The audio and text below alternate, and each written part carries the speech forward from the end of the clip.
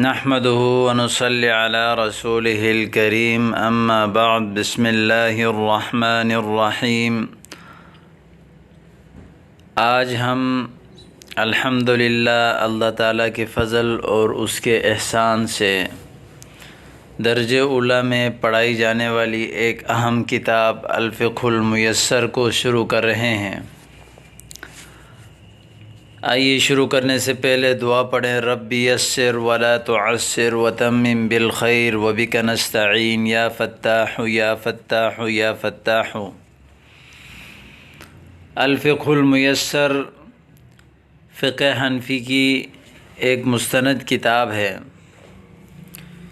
جس میں قرآن اور سنت سے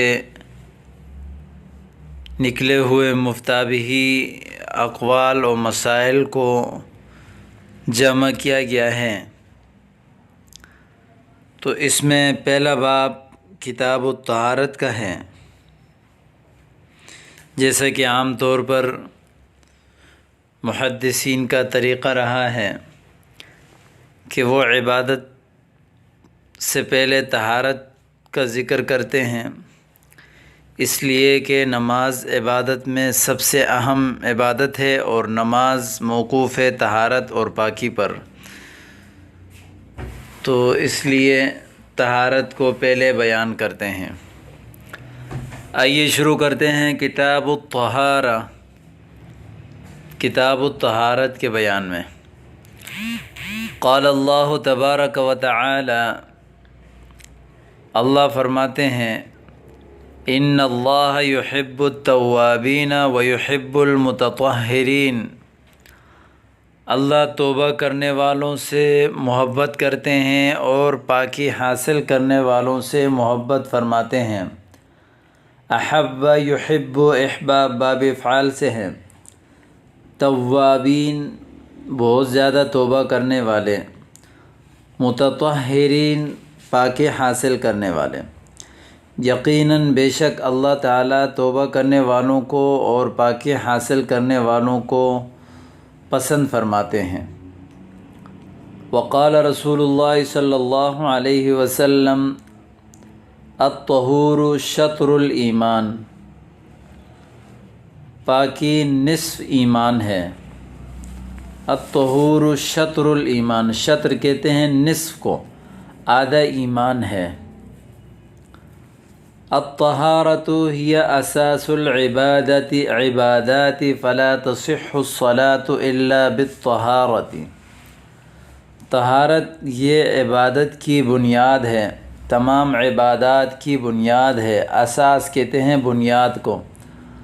فلا تصح الصلاۃ الا بالطہارۃ، نماز صحیح نہیں ہوگی مگر طہارت کے ساتھ، یعنی اس طہارت کے بغیر نماز صحیح نہیں ہوگی، کیونکہ طہارت یہ عبادات کی اساس ہے، بنیاد ہے۔ جب بنیاد نہ ہو تو پھر عمارت قائم نہیں رہتی۔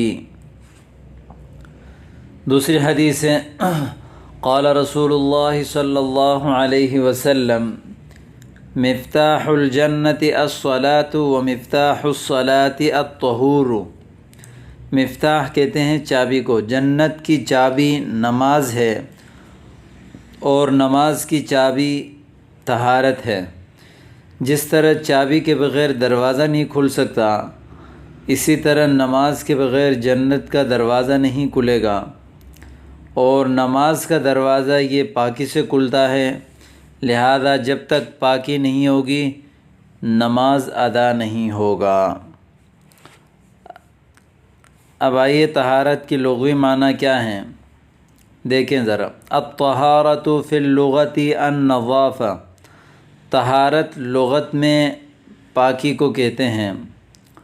والطہارۃ فی الشرع تنقسم الی قسمین، شریعت میں طہارت کی دو قسمیں ہیں۔ تنقسم، انقسم ینقسم، انقسام کہتے ہیں تقسیم ہونے کو۔ طہارت شریعت میں دو قسموں کی طرف تقسیم ہوتا ہے۔ شریعت میں طہارت کی دو قسمیں ہیں۔ نمبر 1 طہارت من الحدث وتسمى الطهارة الحكمية وتسمى الطهارة الحكمية، اس کو طہارت حکمیہ کہتے ہیں، بلکہ الطہارت الحکمیہ صحیح ہے۔ ایک ہے ناپاکی سے طہارت من الحدث، ناپاکی سے طہارت حاصل کرنا، طہارت پاکی کو کہتے ہیں۔ اوپر جیسے آپ نے پڑھا لغت میں النظافہ صفائی پاکی کو کہتے ہیں۔